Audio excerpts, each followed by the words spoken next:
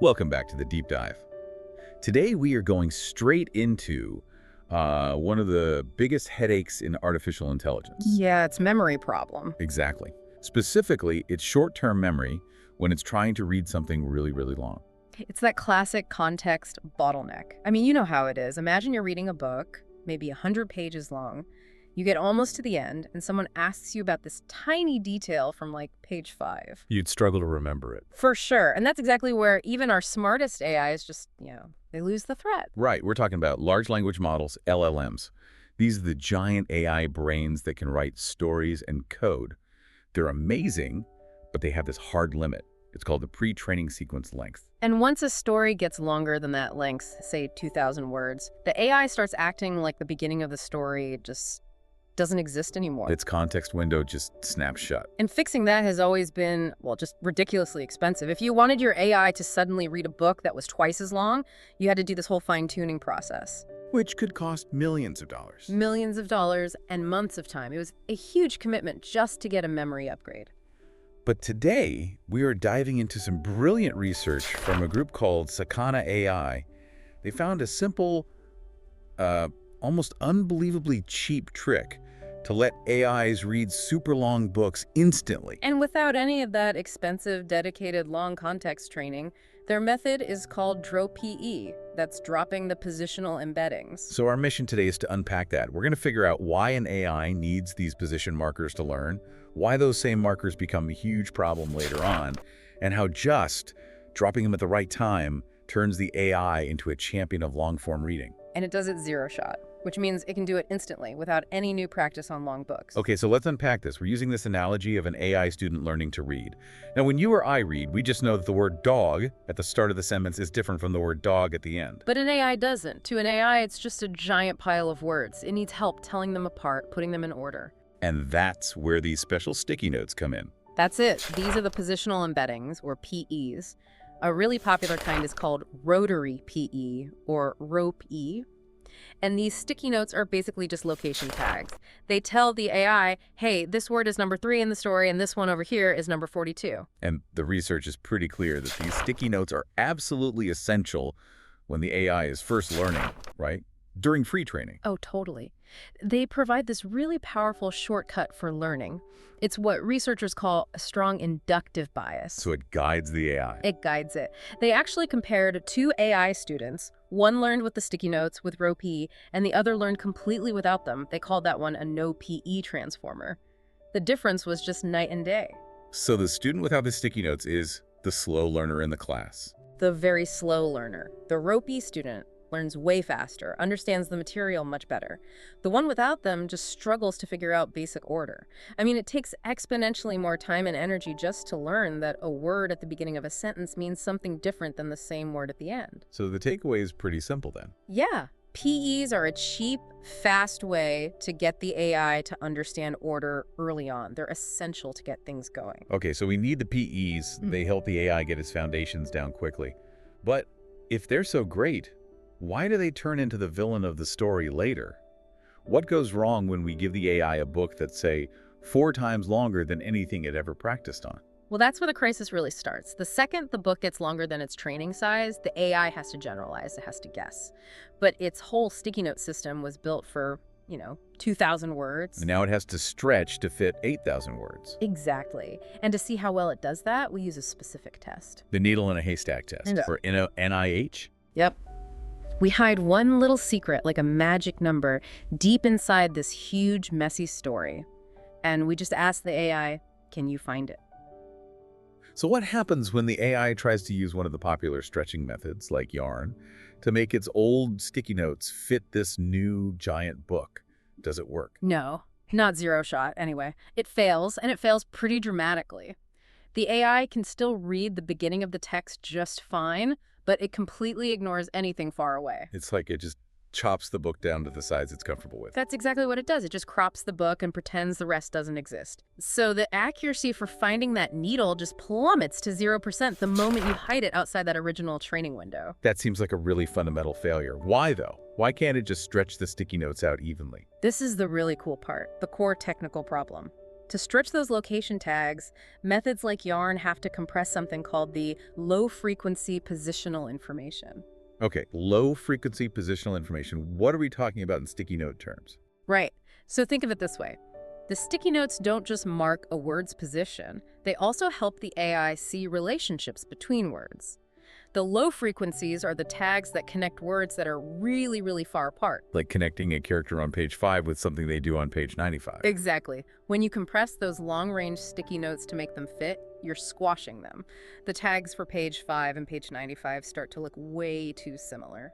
So you break the sense of scale. You break the scale, and when you warp those tags, you interfere with the AI's semantic attention. That's its ability to link distant words based on their meaning.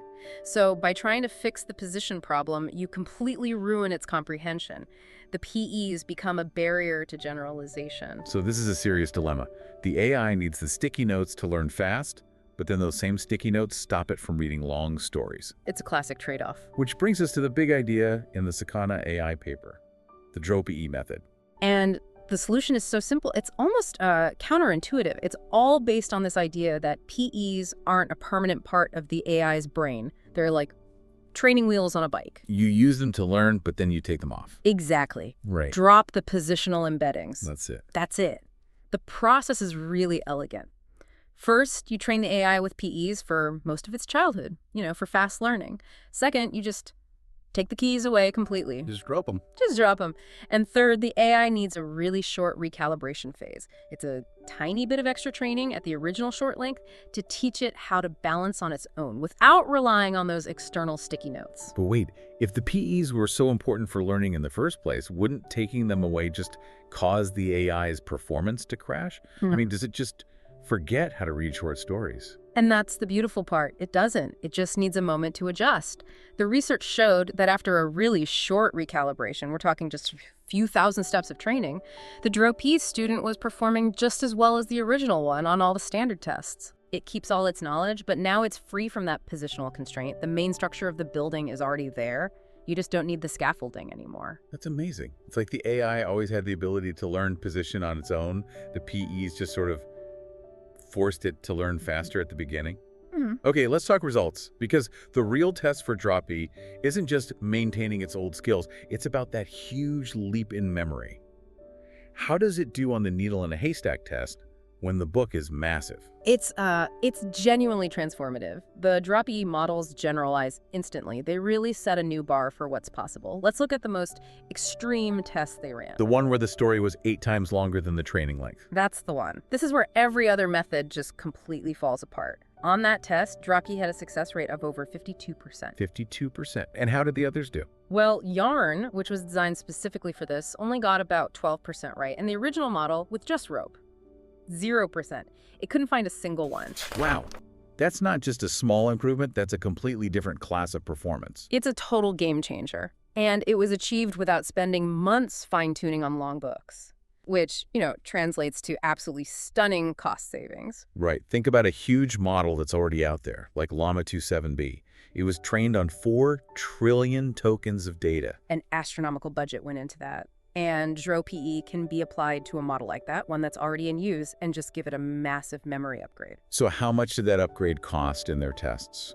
The recalibration took a tiny fraction of the original budget, something like 0.5% of what it cost to train Llama 2.7b in the first place. So you're saying you could take a model that cost maybe $5 million to build, spend another $25,000 and give it a superhuman memory. That's it. It turns context extension from this massive multi-million-dollar project into a cheap software patch. Incredible. Now, I did see a note about stability. Did they run into any problems when they were doing this? They did, yeah. When they tried to push the recalibration really hard or really fast, the training could become unstable. The internal numbers, the gradients could just suddenly explode. It's like flooring the accelerator on a supercar without any traction control. The whole thing just spirals. It spirals out of control. So they added a little safety feature called QK norm. QK norm. You can think of it like a stability control system. It just keeps those internal calculations in check, stops them from running away. It's purely a stabilizer. But it let them train faster and get even better results, all while keeping the whole process smooth and on track. This has been just an incredible deep dive. To sum it all up, The elegance of this DroPE method is really something. It is. We learned that these positional embeddings, these sticky notes, are basically necessary training wheels. They give the AI a critical sense of order so it can learn fast during that initial, very expensive training. But if you leave those training wheels on, they stop the AI from growing up. Okay. They become this fundamental barrier that prevents it from instantly understanding really long stories. And the simple, powerful insight of DroPE is just recognizing that these are temporary. They're scaffolding.